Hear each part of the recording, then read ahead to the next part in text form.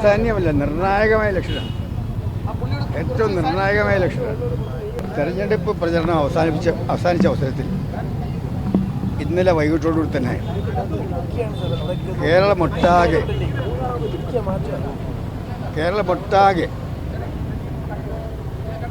അതിരൂക്ഷമായ ജനരോഷത്തിൻ്റെ കൊടുങ്കാറ്റ് കേന്ദ്ര ഗവൺമെൻറ്റിനും കേരള ഗവൺമെൻറ്റിനെതിരായി ആഞ്ഞു വീശുകയാണ്. ഈ ശക്തമായ ജനരോഷത്തിൻ്റെ ആ കൊടുങ്കാറ്റിൻ്റെ ശക്തിയിൽ ഇന്നത്തെ പോളിംഗ് കഴിയുമ്പോൾ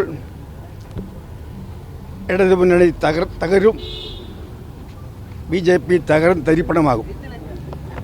20 സീറ്റിലും UDF സ്ഥാനാർത്ഥികൾ 4% ജയിക്കും എന്നാണ് ഞങ്ങളുടെ എല്ലാം തികഞ്ഞ ആത്മവിശ്വാസം.